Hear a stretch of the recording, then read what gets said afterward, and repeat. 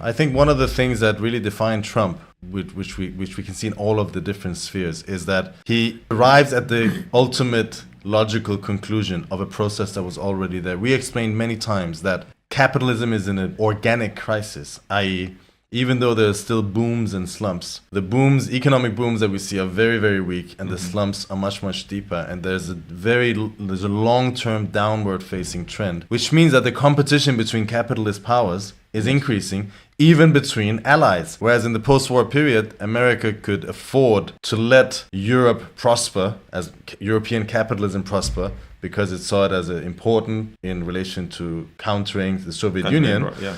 Now we see the opposite. Whereas, Biden began the Ukraine war partially aimed at weakening Europe, yes, partially aimed at undermining Europe's energy supplies, which has now led to massive deindustrialization in Germany and France. And also he introduced a series of economic policies, which were the CHIPS Act and the, Inflation Reduction Act, which basically subsidized or penalized companies European companies in particular, which would in order to force them to move to the US. And at the time, the German foreign minister, or was it the German finance minister, he said, this is a declaration of war on European industry. Exactly, which it was. Yes. Which it was. And I think what we see Trump doing, that basically injecting some steroids in that process, because this was not just a process in the US, by the way. This is a process all countries were increasingly trying to carve up their own little economic spheres and protect their own base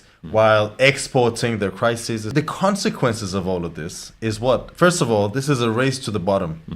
This is, Trump raises tariffs. The Chinese immediately raise tariffs, which are to go in effect from today. And in general, it undermines world trade. Now, world trade, a big part of world trade relies on trust. Actually, a trust that was built up in the post-war period, in the capitalist world at least, on the basis of, a massive boom, using that boom to establish trade routes and institutions. And when that, as you say, the trust disappears, it's not just an immediate thing that, we're not going to invest in the US next month. It's generally the idea of long-term investments in world trade, in an international division of labor, that disappears, which does what? Which undermines the productive forces. Because it's silly to have, if you have, let's say, production of whatever, microphones, to have the same kind of high-end production in many, many different parts of the world. Whereas in reality, putting all of these kind of electronic equipment and producing them in one area or in a couple of areas would be far more efficient, and would raise productivity. Basically, for 30 years after the collapse of the Soviet Union, there was a process of what was described by bourgeois economists as globalization, which basically meant the lowering of tariff barriers, the opening up of the world market, not to the benefit of everyone, to the benefit of the strongest capitalist of US powers, imperialism. US imperialism. Yeah. In many Latin American countries, tariff barriers were lowered, public services and utilities were privatized, water, electricity, all this was open up for foreign investment, and imperialist countries, massive multinational companies made a lot of money out of this, but the world economy became extremely integrated. Supply chains, you had delocalization of industries, going to lower wage countries and so on. So this is the world that we had up until very recently.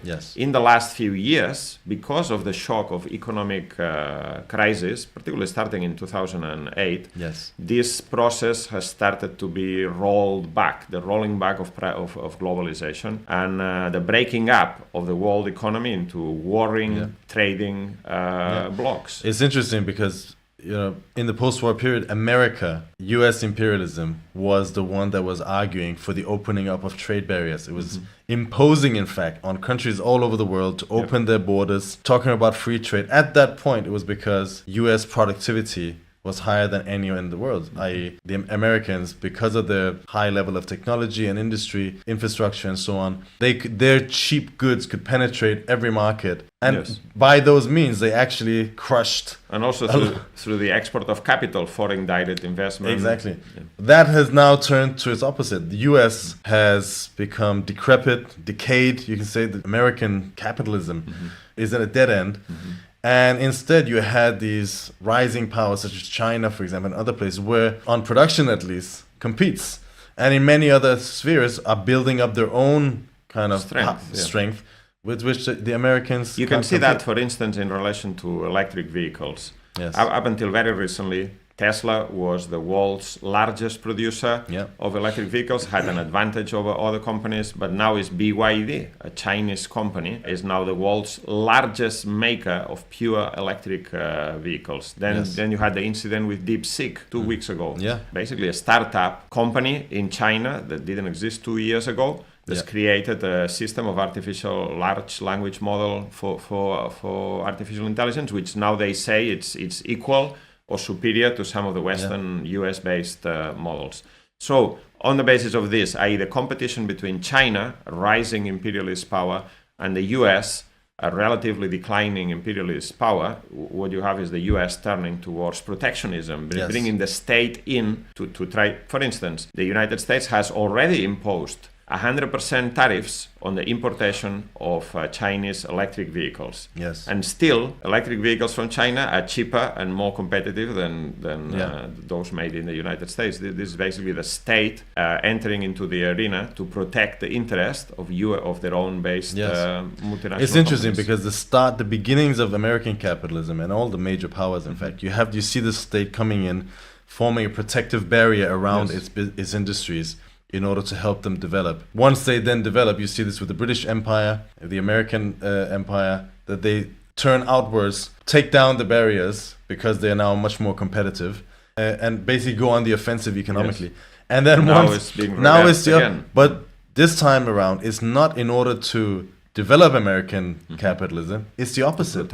It's to protect it so that US businesses don't have to actually invest in the development of the means of production, in the development of technology and science and so on, but can still have massive profits. Yes. That's essentially what it boils down to. There's another example of this, for instance, the tariffs on Mexico, which have now been postponed for a month. The tariffs on Mexico make very little sense from the point of view of fentanyl or drugs or anything like this. In fact, what's behind this is the fear of the United States, of US capital, that China has been investing a lot in Mexico in order to bypass US tariffs. Yes. Mexico has a free trade agreement with Canada and the US. So if Chinese companies like automobile or auto part companies invest in Mexico, then the products enter the United States free of tariffs. And this is the real reason behind the attempt to impose tariffs on Mexico. And Mexico is going to be forced by the US to control or to limit the amount that Chinese companies can invest in Mexico. Yeah. The main thing is that Donald Trump is taking the ultimate conclusion of all of this and being decisive. And in doing so, he's coming into conflict with the way things used to be.